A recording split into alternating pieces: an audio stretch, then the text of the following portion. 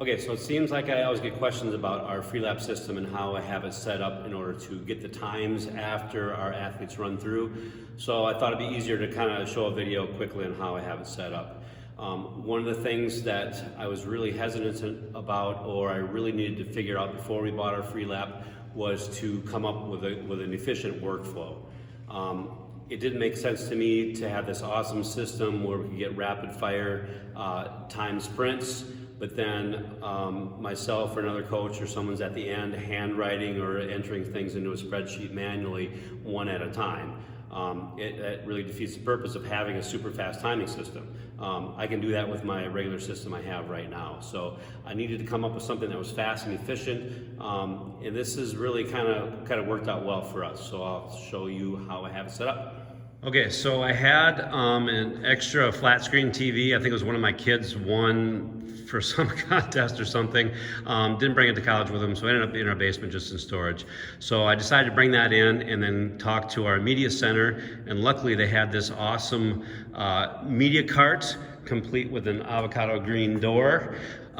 Put the TV on top. So what I've done now is hooked up or connected an iPad that has the app with our times that kick out, and basically connected that to the TV. So I've got a dongle here that's connected to the power source, so that runs underneath, hooks in the power strip in the back, and then that's an HDMI out cable, runs around and then connects up to the TV. So when our kids are done running, it's really easy for them, when we've got the running time workout going, that the latest time will pop up on the top, so it's easy to see from a long distance away.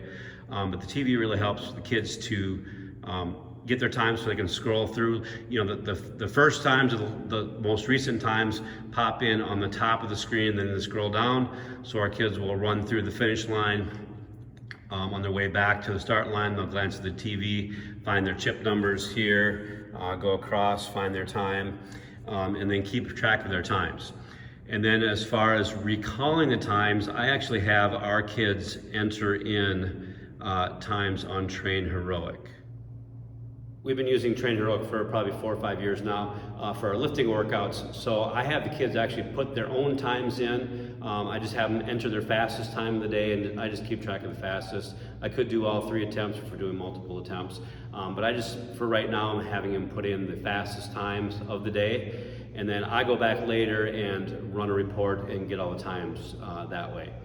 We're running big groups. Our classes, when we do it with our PE classes, our small classes are like mid-30s, and we've had up to 50 kids in one class. So, assigning chips, I don't have 50 chips to assign. We have 18 chips, and then I kind of figured we can share, groups of 3 can share the same chip. And if we do that kind of rapid fire, get the times this way, I can get kids through one attempt and have about a 5-minute recovery in between before they go on their second and third. So that's worked out pretty well with us going groups of 3. But assigning chips, I tried that the first time. I have a chip number for every kid, and it just took forever to get the chips out to people. Just not very efficient at all. If I had a small team and if I was a college coach or had it for a specific team, I was only working with one, I would feel more comfortable with assigning a specific chip to a certain kid and then do the roster and all that and have the names show up. But with the number of groups we have and the different groups, and the groups are always changing after school, it's not a set exact number, it's always changing.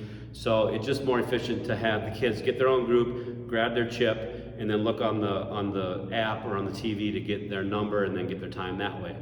So it's been very efficient. You have to trust the kids and trust that they're putting in the actual time or the accurate time. They're not making up fake times. But as coaches, we can kind of keep track and notice the really fast times of the day and know that those match up.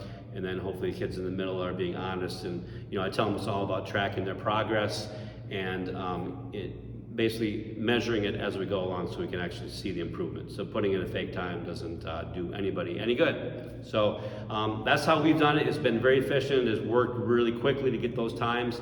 And we can go rapid fire, with a class of 50 kids, each sharing, groups of 3. We can really get 3 time sprints on that whole group in about 15 or 20 minutes. So it's super fast and it's awesome. I really like it a lot.